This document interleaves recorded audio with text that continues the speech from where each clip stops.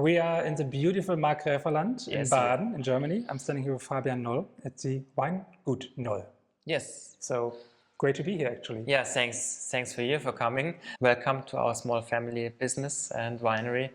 Yes, we are located in the Markgräferland region. It's a sub-region of Baden, and it's a still cool climate because we are close to the Black Forest mountains and also to Switzerland. And that's our heritage and where we are. It's a really lovely region because you have the Black Forests and River Rhine, as well as the cities Freiburg and Basel. And I think in general, like, to be totally honest, I knew about Baden and I knew about the Markgräferland, but I actually had no clue until today that you are so close to the Swiss border. Yeah, actually. We are right at the corner, at the edge. and you can maybe say also like something, there's probably like a little bit of influence of culture and food and definitely of wine, right? Because we will definitely talk about a grape variety today that you and the Swiss both are very happy about. Yes. So our topic is also like for all Baden regions, Pinot Noir and Chardonnay and the Pinots. And as a specialty, we have Chasselas, alias Gudedel, as our main variety, and it's a factor. It's originally a Swiss variety, so for now 300 years in our region, and it finds perfect conditions here. I'm looking much forward to hear more about it and taste one with you later. But before we dive into all the technical stuff, we start like with everybody else with you. So you get our 4 introduction questions. Yes. Number 1 for you. If you wouldn't be a winemaker, what would be the alternative in your life? Ooh, that's a hard question.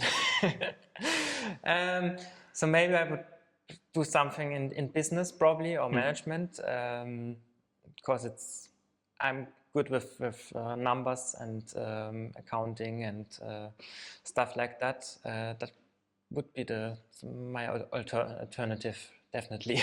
So instead of having these like sheets that you always have as the fermentation tanks where you do all your graphs and crosses, you would sit with an Excel sheet. That would be so I'm more general.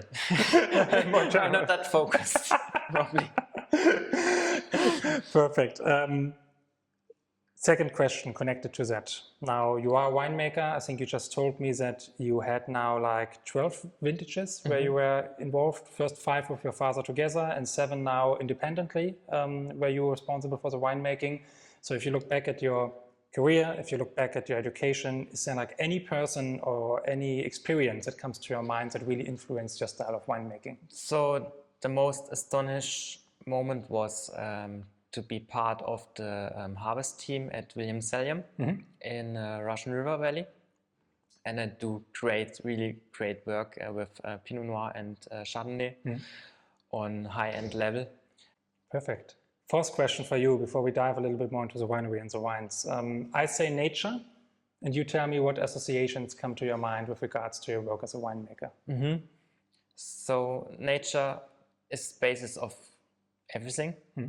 For us, and especially because we think we are not only a winemaker and wine growers, so we are also farmer and farming with the soil, with the nature, with all the seasons of the year, and that's that's what we believe we do. Yeah. Okay. Everything is as close as nature as possible. Also, as I learned from you in the cellar. Right, so we can talk about your cellar work and your style of wine a little bit later, but I think first and foremost you should introduce the winery Weingut Noll to us. So who are you, what are you doing, how much are you doing? Yeah, that's a good point. So as I already said, we are a small family winery. So I work with my parents here, and my sister was, for example, the Baden Wine Queen last year. And What's special about our winery is that we do all by hand in terms of quality. So of course there are machines for the vineyards, but quality management is all made by hand, and also the winemaking. And we believe you should add as less as possible to the wine. And that includes for us hand picking, whole cluster pressing, and then a spontaneous fermentation. Okay. After adding maybe a little bit acidity and some sulfur and nothing else. Okay.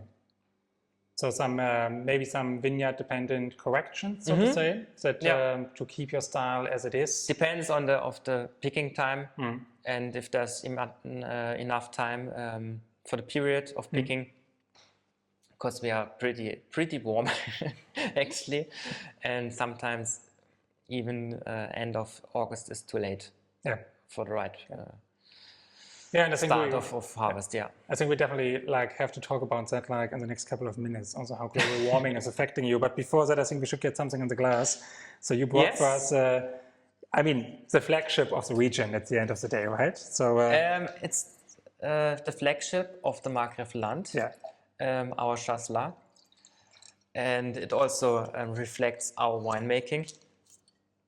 Because here we do at first partially fermentation on the skins, and that's to rise the structure in the wine, and also the fermentation of the other part in the barrique barrels, in the wooden barrels, and it makes this variety also to a special wine.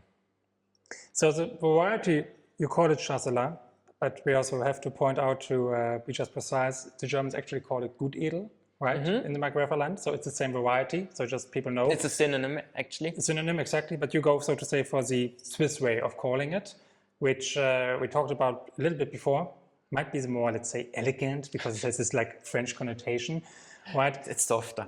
It's softer. No, but what I told you was before, when we tasted this wine for the first time today. I mean, I just coming from Switzerland, so I was also drinking a lot of Chasselas, right? Yeah. And Chasselas is typical lunch wine. I think for you here it's a little bit the same. At lunch, there comes a bottle of very simple, very uninspiring Chasselas sometimes on the table in these local restaurants, and maybe not the most exciting grape varieties that people experience. And Gut Edel in Germany had also this very bad connotation for quite a while, right?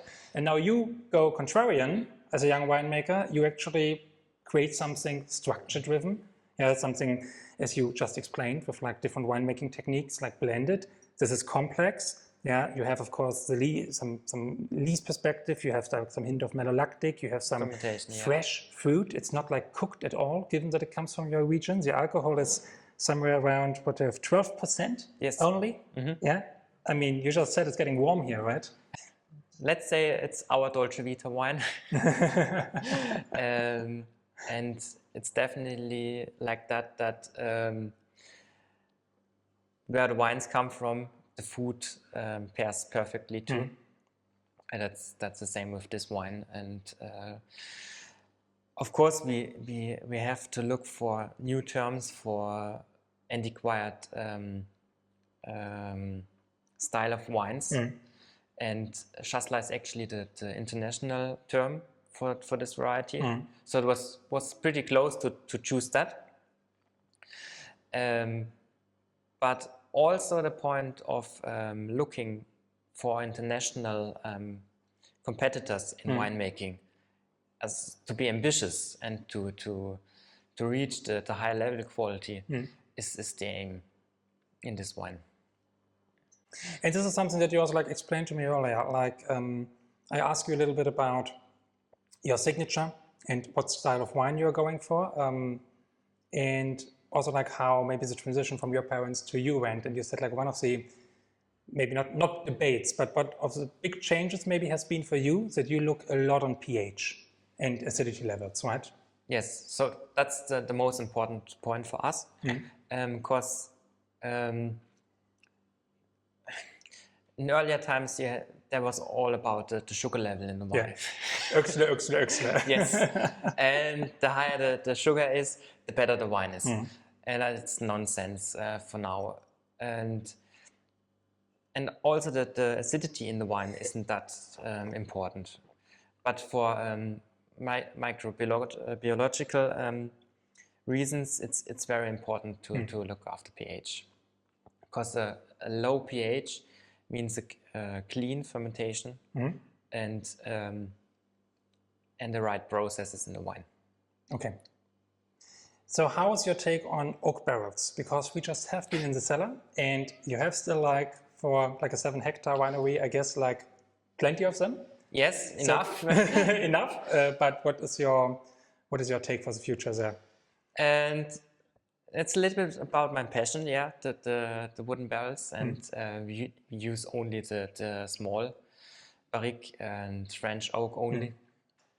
And for me, it's actually to do signature wines with them, and in the next step to do all the village wines in the barrique. And for me, it's the best way to make wines, because you have the oxygenation in the wines and the maturation, and it's something different than steel, definitely.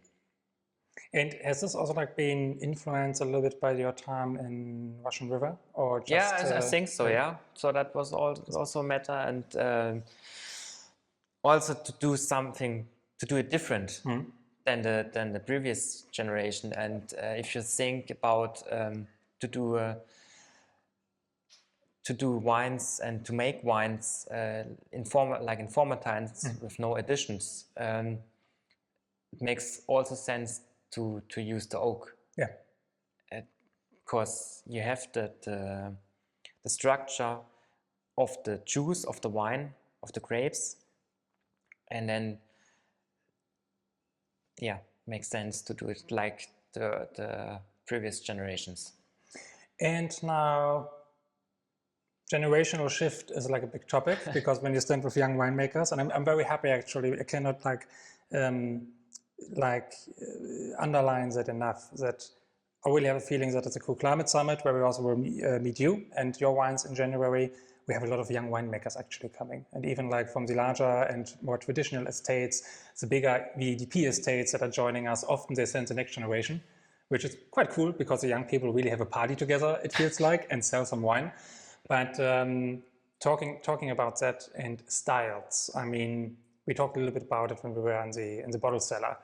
I mean, you have a clientele, you have your private customers, and they ask for a certain style, right? So you have to play like very different, let's say, range of spectrum of products, right? From the simple liter wines still to like fairly high-end wines. So how do you see that? And I mean, we see it also like a little on the shelves here. There is quite a variety of wines and styles. So what is your take on that for the future, to be ready for the future market? So at first, I'm happy that there are that lot young winemakers, and there's so much passion for winemaking. I'm really happy to hear that. And for me, it was not a challenge, but we faced the situation with my father, that it has to be continuous. So the process of me in also in the business, it has to be not a cut, but smooth, like a smooth, smooth developing of the development, and I see it like that, and that's why we have the high-end wines on one side, and also the older style of wines on the other side, and it's shifting also every year, more and more, but it needs time. Wonderful. And talking about high-end, you have a Chardonnay for us, right? Yes, our signature Chardonnay, and this one is our single vineyard.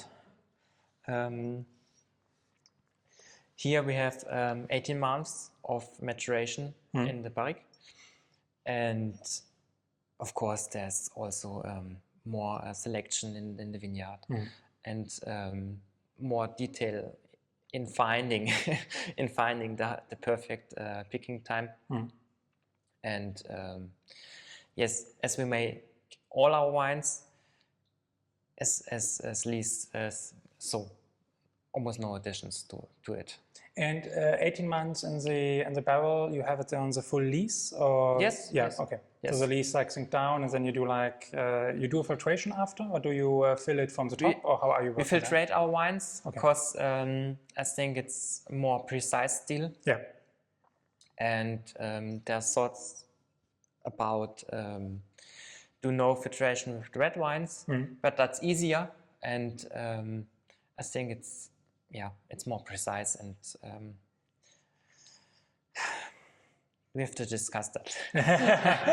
Yeah, but this is also like a little bit like what I tried to tell you, like with my perspective in the cellar, that I said, like, I mean, now I said you made your 12th vintage, so to say, right? First together with your fathers and alone. I think like I used to say that like after 20 vintages, a winemaker really has found his or her philosophy and style, right? So you experiment a lot, you try a lot of different things, you get a lot of different inspiration, market is changing, climate is changing. I mean, you never know what's going to happen in 10 years, right? Yeah, probably then a winemaker is fully developed. Yeah, or maybe just bored because they never developed. I don't know, right? But I think it's what I really like about it is actually how the lease contract is coming out here. I mean, and the malolactic hints, right? But it's really this butter brioche, like toasted butter brioche to me, which is really perfectly suiting the maturity of the fruit. So we have this like apricot and a little bit like under white peach perspective. Mirabelle, I think it's really on the Mirabelle side. Yes, this one is very well balanced in the nose, and you have also mineral notes and also spicy notes, and that makes it more precious. This one. It has a spicy note. I really like it. I mean, first I was like immediately going when you said it to ginger, but it's actually not ginger, it's nutmeg. I have a little bit of nutmeg perspective. Maybe a little bit white pepper? White pepper, yeah, something like that. It's actually kind of beautiful. And it's not bright, not massive, and it makes it also nice to drink, you know? It makes it super nice to drink, but also like it has a substance and oiliness that just like tells me now, I don't know, I want some roasted chicken or something like some food, you know, something really nice like that. Now I'm getting hungry. Now I'm getting hungry. I'm sorry for that. No, really beautiful.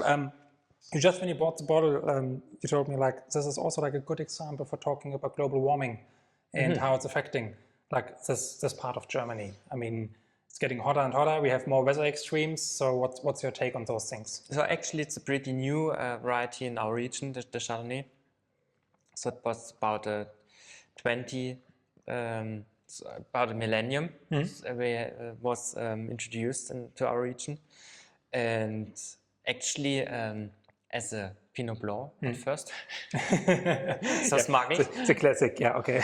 And for now, it's one of our most important varieties here, because it shows the soil perfectly, the terroir.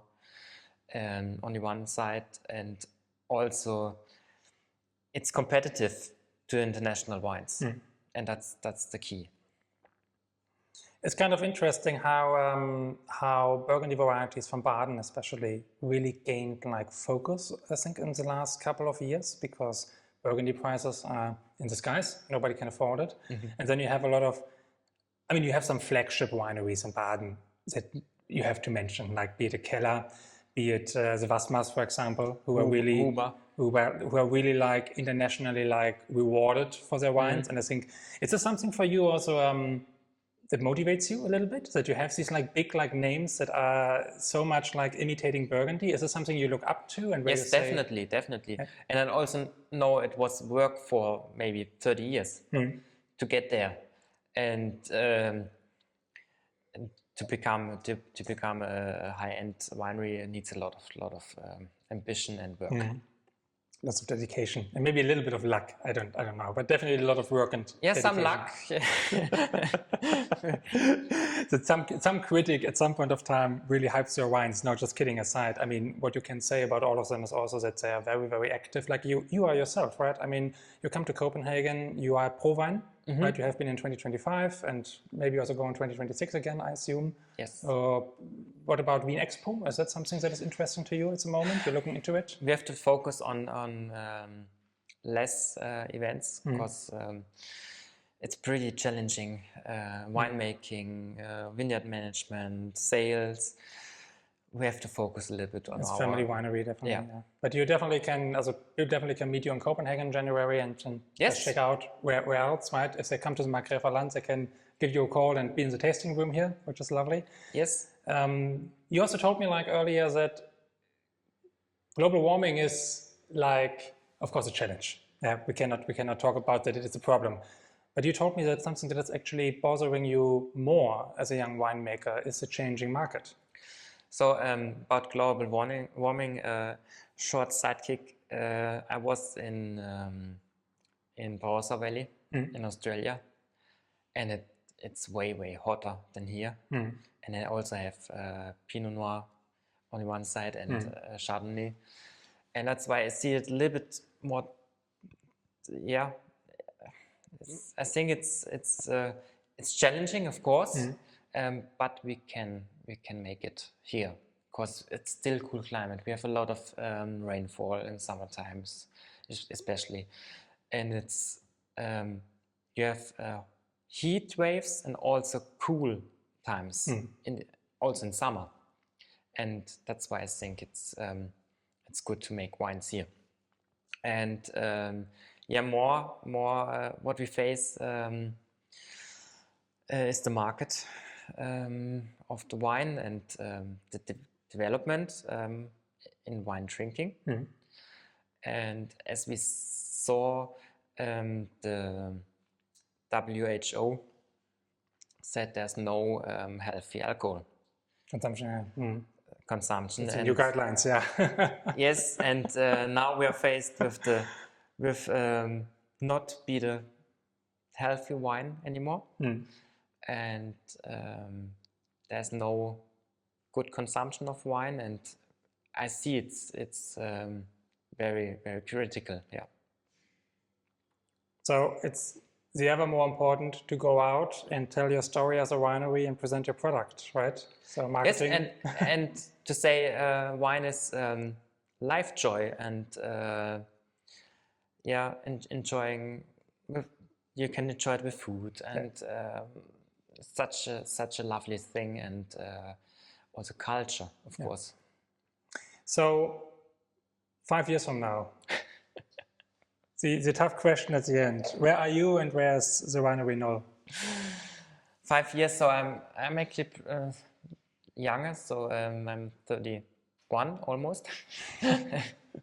And in 5 years, my plans are definitely to precise our style of winemaking and to raise our prices of the wines and not do more bottles and raise the capacity, but yeah, to do more for our image.